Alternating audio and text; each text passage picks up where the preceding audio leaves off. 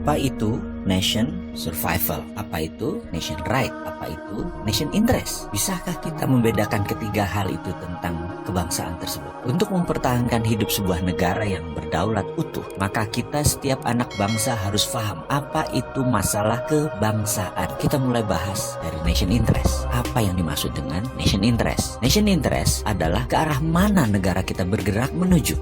Sebentar, kita ini jangan-jangan ditanya nation itu apa, state itu apa, atau dalam bahasa Indonesia bangsa itu apa, negara itu apa, nggak ngerti ngebedainnya. Betul ya? Masih bingung? Kita bahas lebih dalam. Bangsa Indonesia itu jadi lebih dulu dari negara Indonesia. Bangsa Indonesia itu jadi lebih dahulu ketika Sumpah Pemuda tahun 1928 dengan mengatakan berbangsa satu, bangsa Indonesia. Maka sejak saat itu jadilah bangsa Indonesia. Sementara negaranya, negara Indonesia baru jadi setelah 17 Agustus 1945. Baru ada yang namanya NKRI, baru ada negara atau state. Bangsa atau nation itu ada haknya, ada right-nya, dan ini yang harus ditegakkan. Bagaimana menegakkan nation interest? Dalam jangka panjang, kita ini harus memiliki sistem bernegara yang kuat. Kita ini harus memiliki sifat bangsa yang penuh dengan kompetensi. Salah satu pentingnya bernegara adalah kita memahami prinsip bernegara. Yang membedakan negara Indonesia dengan Singapura, yang membedakan Indonesia dengan Cina, yang membedakan Indonesia dengan Amerika adalah prinsip bernegara masing-masing. Ada value yang ditanam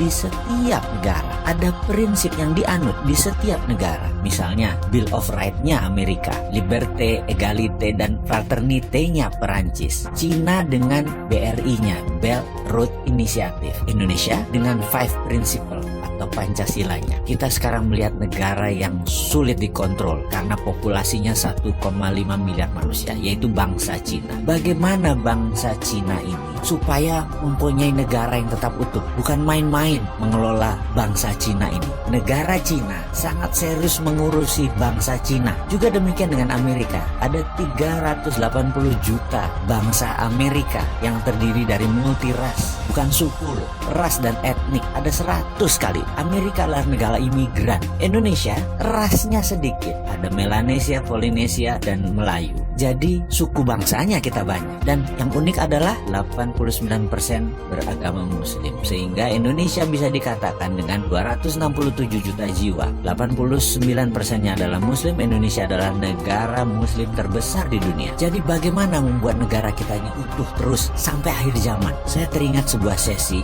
dikala saya masih aktif di sebuah lembaga negara urusan pertahanan. Kami diperlihatkan, ditontonkan film dokumenter yang sangat menarik. Film ini adalah bagaimana Cina membangun doktrin bernegara masuk ke bawah sadar anak-anak bangsa Cina. Diperlihatkan melalui kamera CCTV di video tersebut di sebuah tempat penitipan anak. Karena kala itu banyak sekali suami istri yang bekerja di Cina dan anak semata wayangnya dititipkan di tempat penitipan anak milik negara. Anak itu usianya berkisar 3-5 tahunan. Ketika mereka sehabis makan siang, mereka pun tidur siang secara bersama-sama. Kira-kira jam 1-an kira-kira. Dan baru terlelap 15 menit lalu disetel lagu kebangsaan Cina. Ajaib, anak-anak itu bangun berdiri tegak sikap sempurna. Walaupun matanya tertutup, badannya doyong-doyong. Sampai lagu tersebut berakhir kira-kira 1,5 menitan. Lalu mereka melanjutkan tidur lagi. Dan ini bagi saya luar biasa sekali. Lalu ada di sesi lain. Mereka kan tinggal di rumah susun, yang apartemen itu. Dimana di sore hari banyak anak-anak lagi main basket, main bola, main tai chi, dan beragam aktivitas sore. Pada pagi dan siangnya, di tiang-tiang itu dipasang speaker toa banyak oleh sebuah tim. Ketika puncak kegiatan mereka kira-kira jam 5 sore, kembali diperdengarkan lagu kebangsaan Cina. Apa yang dilakukan? Anak-anak tadi yang lagi lari, lagi bergerak, tahu-tahu anak-anak itu semuanya diam,